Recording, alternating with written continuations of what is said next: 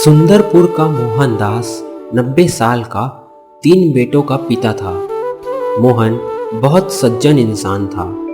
उसके दरवाजे से कभी कोई खाली हाथ नहीं जाता।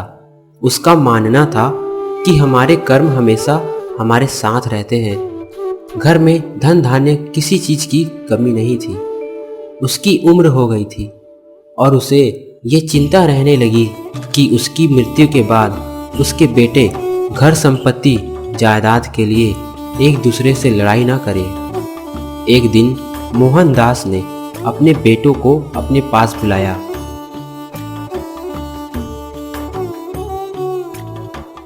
बेटा, अगर कल को मुझे कुछ हो जाए तो तुम तीनों आपस में कभी किसी चीज के लिए लड़ाई मत करना और हमेशा मिलकर रहना, क्योंकि एकता में ही सबसे बड़ी ताकत होती है। मैंने तुम तीनों के लिए बहुत कुछ रखा है। तुम्हें जीवन भर किसी चीज की कमी नहीं होगी। तुम तीनों को सिर्फ मेरी दी हुई सीख और सौगात को संभाल कर रखना होगा। मुझे पूरा यकीन है कि तुम तीनों यदि साथ मिलकर कुछ करोगे तो हमेशा सफल रहोगे। पिताजी, यह आप कैसी बात कर रहे हैं? हमें आपका हाथ हमेशा अपने सर पर चाहिए। हम तो आपके बिना कुछ भी सोच नहीं सकते। बेटा, यह नियति है और इसके आगे किसी का वश नहीं होता। मैंने अपनी 4 पाई के ऊपर एक सर के पास और बाकी 2 मेरे दोनों पैरों के पास तुम तीनों के लिए एक एक हिस्सा रख दिया है। मेरे मरने के बाद तुम सब अपना अपना हिस्सा ले लेना। मोहनदास ने अपनी 4 पाई के ऊपर पैरों के पास और सर के पास मटके रख दिए और कुछ दिनों के बाद फिर से अपने तीनों बेटों को अपने पास बुलाया। बेटा, मुझे लगता है कि अब मेरा समय निकट आ गया है और मैं अब नहीं चाहता कि मेरे मरने के बाद तुम सब आपस में किसी भी तरह का कोई लड़ाई झगड़ा करो।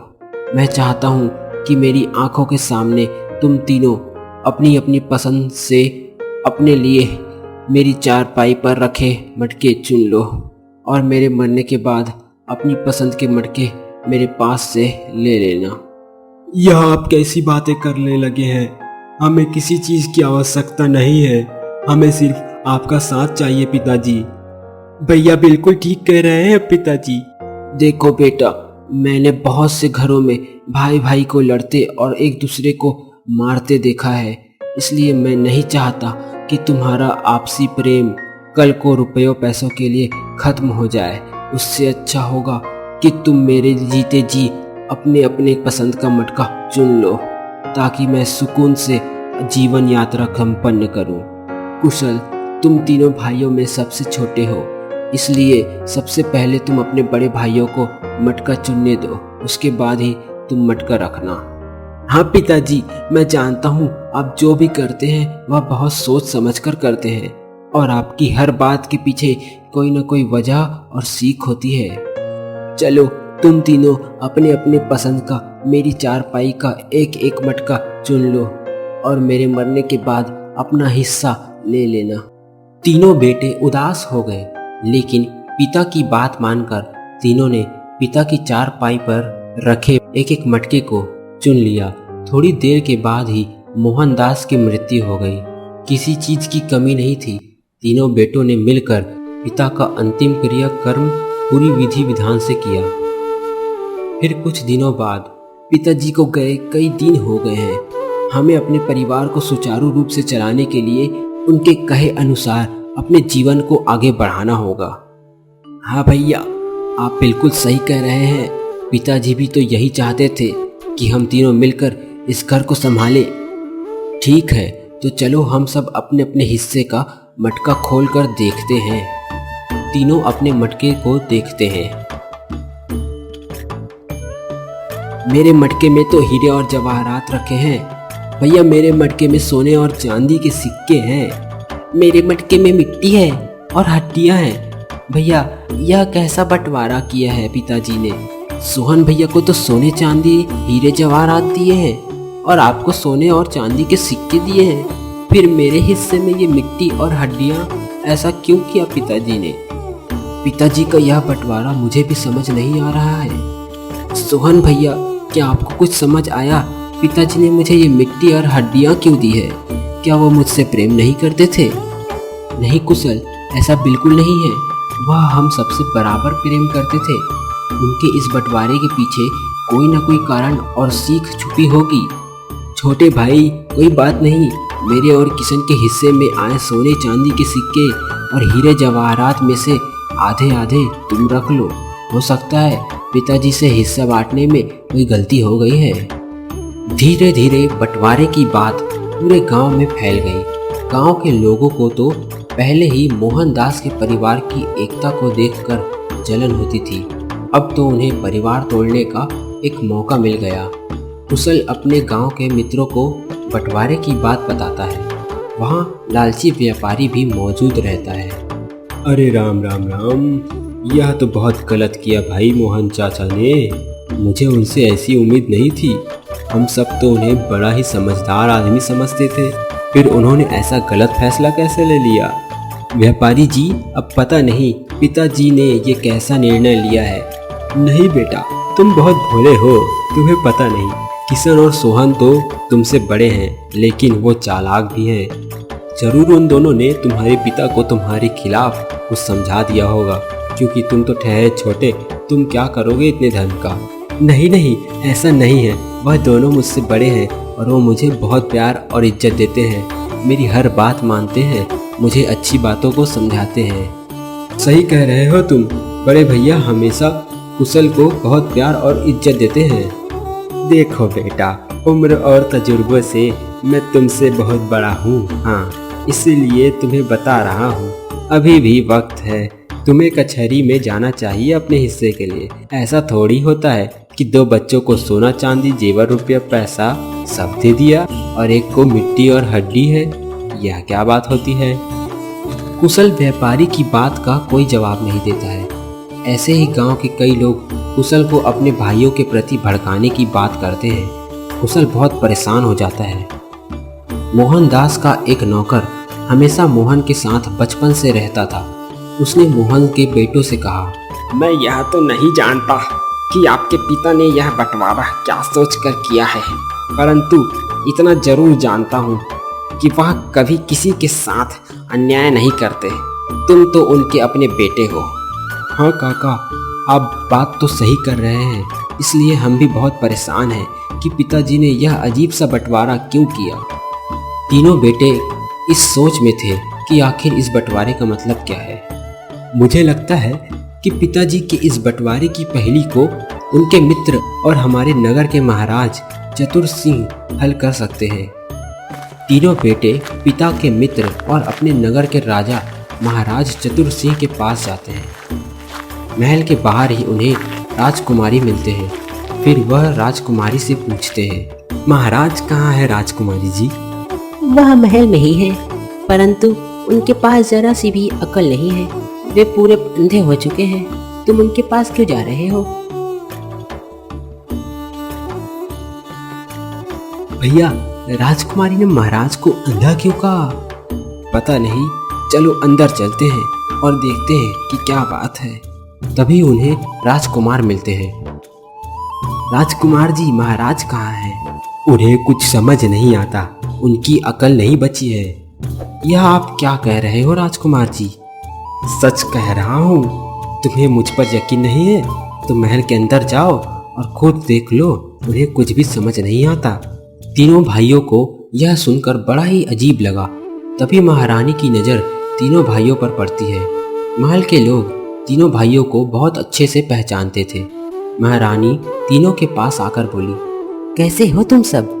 और मोहनदास जी कैसे हैं? महारानी जी, कुछ दिनों पहले पिताजी का स्वर्गवास हो गया। ओह, यह तो बहुत दुख की बात है।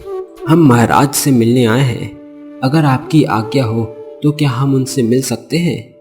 वह कहाँ है? हमारे लिए तो उनका स्वर्गवास पिछले साल ही हो चुका है। तुम दरबार में चले जाओ, महाराज वही होंगे।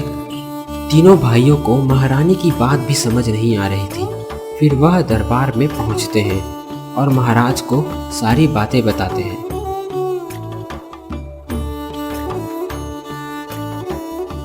तुम्हारे पिता बहुत ही समझदार और ईमानदार इंसान थे। उन्होंने जो भी बंटवारा किया है, जिसे भी जो हिस्सा दिया है, वह बहुत सोच समझ कर दिया होगा। मुझे लगता है कि तुम्हें अपने पिता के निर्णय की इज्जत करनी चाहिए और उनके किए हुए निर्णय को खुशी खुशी स्वीकार करना चाहिए। महाराज, हम अपने पिता की इज्जत करते हैं, लेकिन हम इस निर्णय को समझ नहीं पा रहे हैं। यह कैसा बंटवारा है? 2 भाइयों को हीरे जवाहरात और सोने चांदी के हिस्से मिले हैं और एक भाई को मिट्टी और हड्डियां। इसका क्या मतलब है? इसका मतलब बहुत सीधा है। तुम्हारे पिता ने 2 भाइयों को हीरे जवाहरात और सोने चांदी दिए और एक भाई को मिट्टी और हड्डियां दी। जिसके हिस्से में मिट्टी और हड्डियों से भरा हुआ मटका आया है, उसे सारे खेत, गौशाला, अस्तबल, यह सब मिला है। महाराज, आपने हमें यह तो बता दिया कि इस बंटवारे का मतलब क्या है, लेकिन हमें अभी भी यह नहीं समझ आ रहा है कि पिताजी ने ऐसा क्यों किया।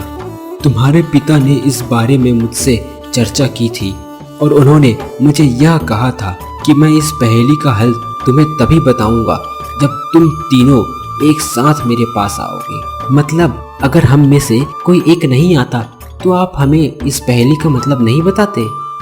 बिल्कुल नहीं बताता, क्योंकि तुम्हारे पिता यही देखना चाहते थे कि कल को यदि तुम में से किसी एक के पास धन की कमी हो जाए तो तुम सब एक दूसरे का साथ देते हो या साथ छोड़ देते हो।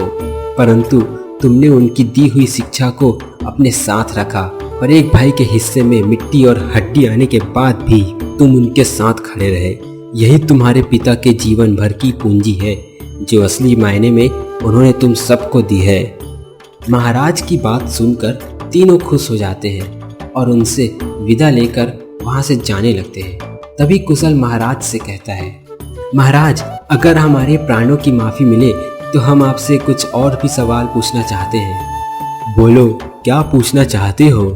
महाराज, यहाँ आने से पहले हमें राजकुमारी मिली और उन्होंने कहा कि आप आंखों से अंधे हो चुके हैं।